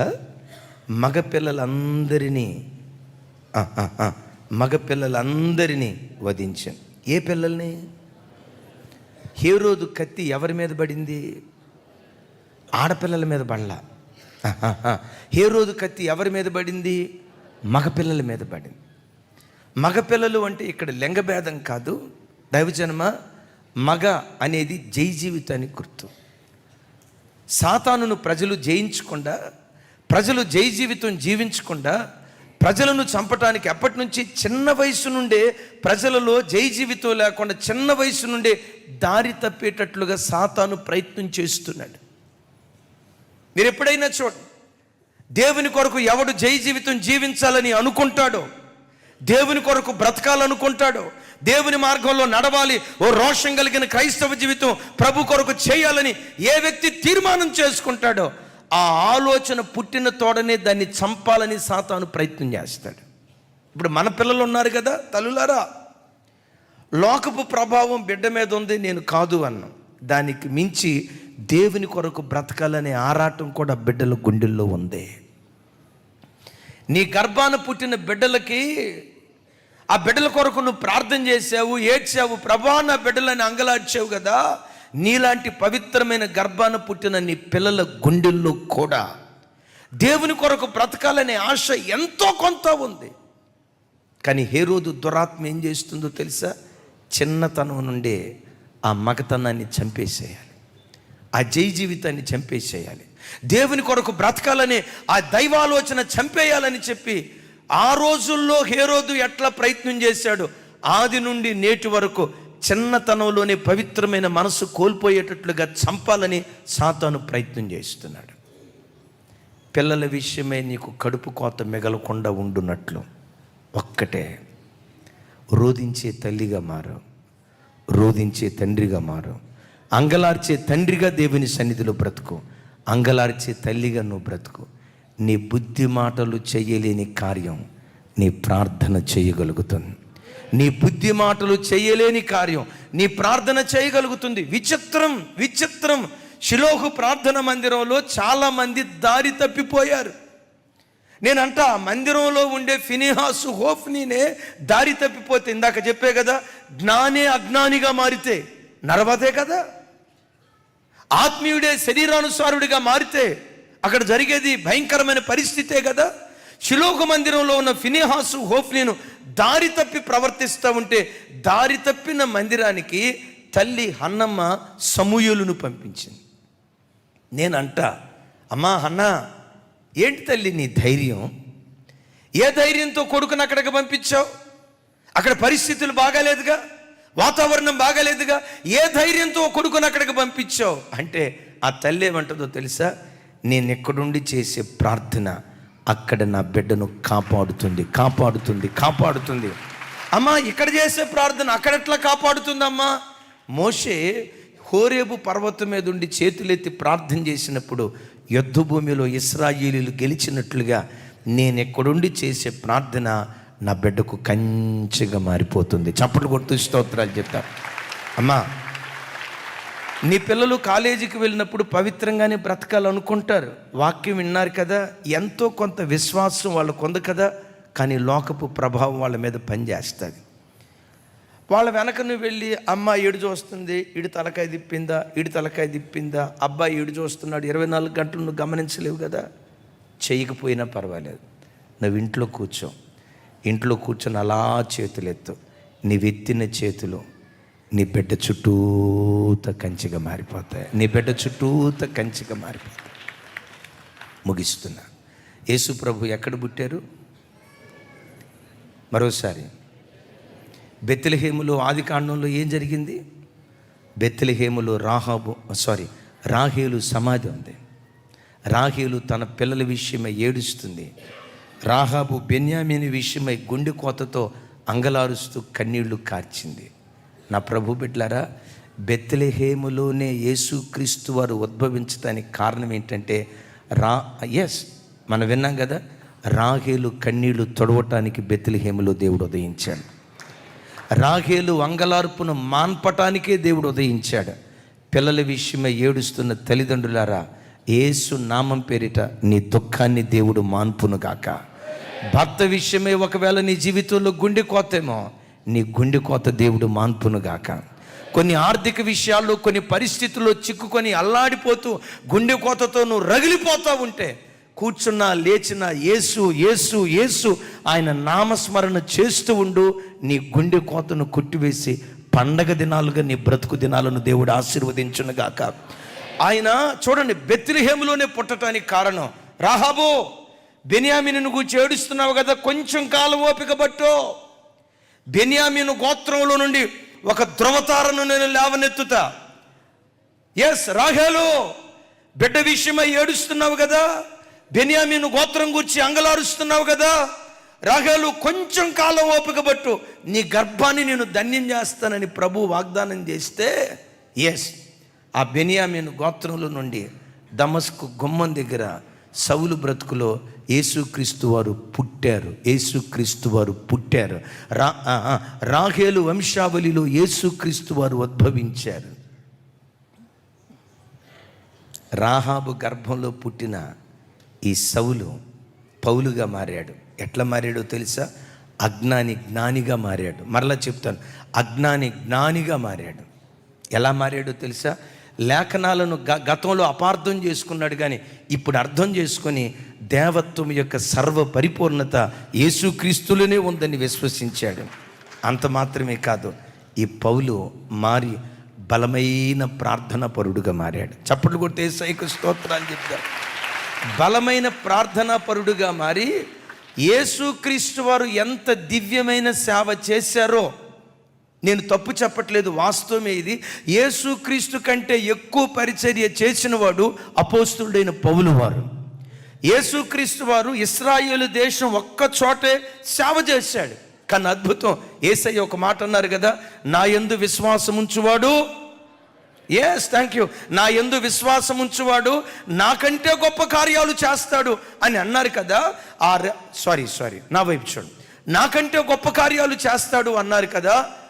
రాహేలు గర్భంలో నుంచి ఉద్భవించిన పౌలు 2 ఖండాలను గడగడలాడించి ఒక ధ్రువతారగా మార్చబడ్డాడు. ఎక్కడ అడుగుపెట్టిన ప్రజలు ఏమన్నారో తెలుసా? భూలోకమును తలక్రిందులు చేయువారు ఎక్కడ కూడా వచ్చి ఉన్నారని మాట్లాడుతూ ఉంటే నేనంట, ఇప్పుడు నేను పౌలు రాహేలు అని చెప్తూ ఉంటే పరలోకంలో రాహేలమ్మ తల్లి గంతులేస్తూ ఉంటుంది. పౌలు చేసిన సేవ రాహాబు అనుకుంది, నా గర్భం శాపగ్రస్తం అనుకున్నా. యేసుక్రీస్తు వారి జననం శాపగ్రస్తమైన నా గర్భాన్ని ధన్యకరమైన గర్భంగా దేవుడు మార్చాడు. పొగడ్తలు అంతేం ఇష్టపడతామని కాదు, కానీ నన్ను ప్రజలు మెచ్చుకున్న వాటిలో నాకెప్పటికీ నా చెవుల దగ్గర మారుమోగే ఒక ప్రశంస ఏంటో తెలుసా? నన్ను కన్న తల్లి ఇదే స్థలంలో నిలవబడి నన్ను తన గుండెల మీద హత్తుకున్న ఒక మాట అంది. ఈ అమాయకురాలి గర్భాన, ఈ పేద తల్లి గర్భాన, అక్షర మొక్కరాని ఈ పేద తల్లి గర్భాన ఇంత గొప్ప దైవ సేవకుని కన్నందుకో నా గర్భం ధన్యమైపోయిందయ్యా. నువ్వు ఇట్లాగే సేవ చేయయ్యా, ఇట్లాగే సేవ చేయి. అలాగని పుట్టుకతోనే మంచోడిని ఏం కాదు, కొంచెం దారి తప్పా. ఆ తల్లి ప్రార్థన మరణంలో నుండి జీవానికి నన్ను దాటించింది. యేసుక్రీస్తు జననం నీ గర్భాన్ని ధన్యం చేయునుగాక, నీ వంశావళిని ధన్యం చేయునుగాక. శాపగ్రస్తమైన కాడిని ప్రజలకు ఆశీర్వాదకరమైన సంతతిగా నీ గర్భాన్ని దేవుడు ఆశీర్వదించునుగాక. ఇంతవరకు ఓపికతో విన్నందుకు మీకు అందరికీ కృతజ్ఞతలండి. ఇంతవరకు నా ఛానల్ సబ్స్క్రైబ్ చేసుకోకపోతే దయచేసి సబ్స్క్రైబ్ చేసుకోండి, లైక్ చేయండి, షేర్ చేయండి. ఇంకా లేటెస్ట్ వీడియోల కోసం బెల్ ఐకాన్ మీద క్లిక్ చేయండి.